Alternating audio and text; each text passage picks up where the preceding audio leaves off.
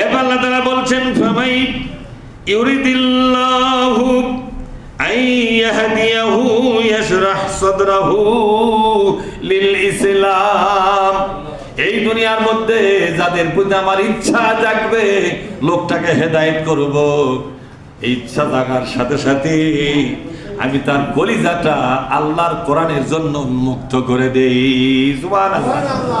কোন ব্যক্তিকে যদি আমি হেদায়েত করার ইচ্ছা করি, লক্ষণ শোনো, কার প্রতি আল্লাহ পাক হেদায়েত করবেন আর কার প্রতি করবেন না, তার একটা লক্ষণ আল্লাহ পাক প্রকাশ করে দিলেন, গোপন কথা এখানে ফাঁস করে দিলেন। শোনো, যাদের প্রতি আমার হেদায়েত করার ইচ্ছা জাগে, প্রমাণ হিসাবে তোমরা দেখতে পাবা তার কলিজাটা কোরআন কবুলের জন্য উন্মুক্ত হয়ে থাকে।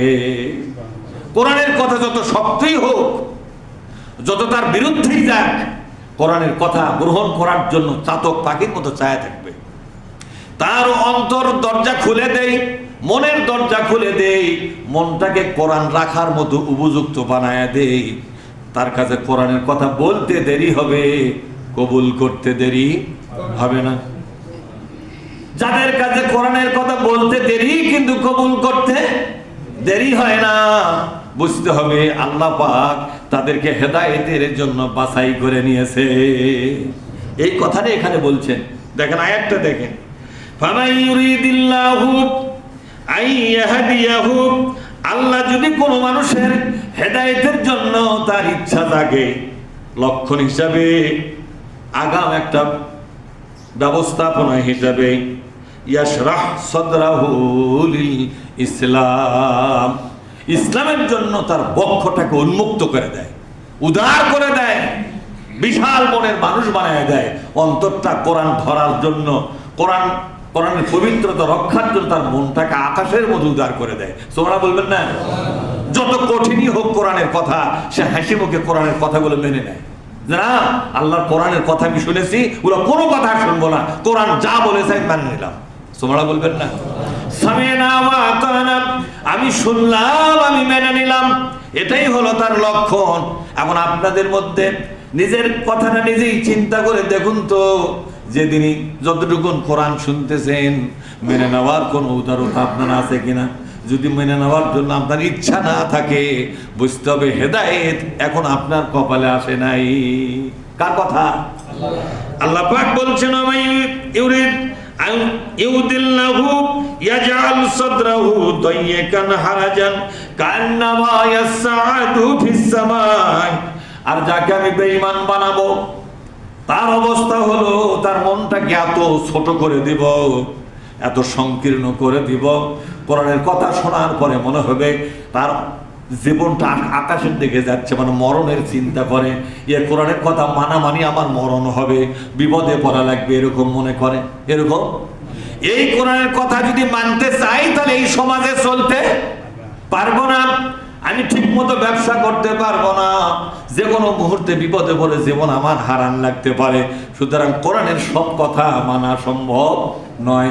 এরকম অবস্থা যাদের মধ্যে তৈরি হয়, বুঝতে হবে আল্লাহ পাক আপনাকে বেঈমান বানায়া দিছে। কি বানায়া দিছে জোরে কোন?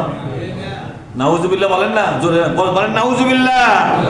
তাহলে বলেন তো আপনার অন্তরের মধ্যে কি হচ্ছে বলেন? আপনি বুঝতে পারবেন আপনি হেদায়েত পাওয়ার কাতারে গেছেন না বেঈমান হওয়ার কাতারে গেছেন। এর নাম কোরআন, এর নাম কি জোরে বলুন?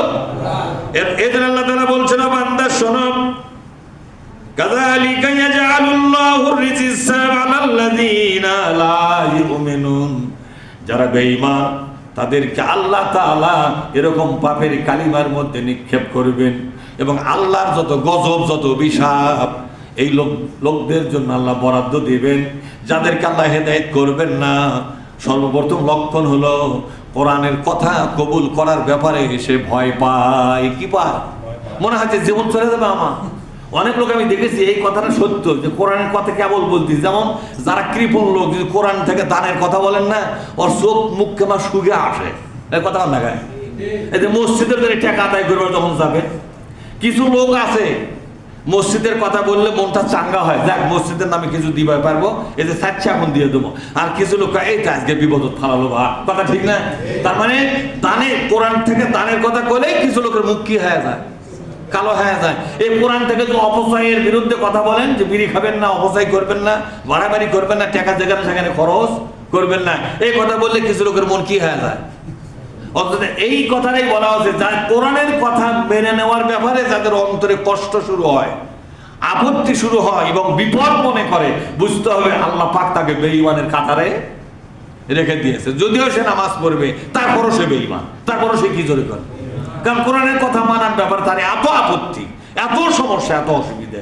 সম্মানিত ভাইয়েরা, সেই জন্য আপনাদের কাছে আমার আহ্বান হলো, দাওয়াত হলো, যে হঠাৎ করে কখন আপনার জানাজার ডাক আসে আপনি বলতে পারবেন? কতক্ষণ আগে বলতে পারবেন? তো ওই জানাজার ডাক আসার আগেই আপনাকে সতর্ক হওয়া লাগবে কিনা, জোরে কর। সতর্ক হওয়া লাগবে।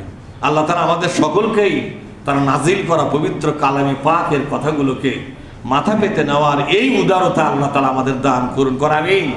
আসসালামু আলাইকুম ওয়া রাহমাতুল্লাহ।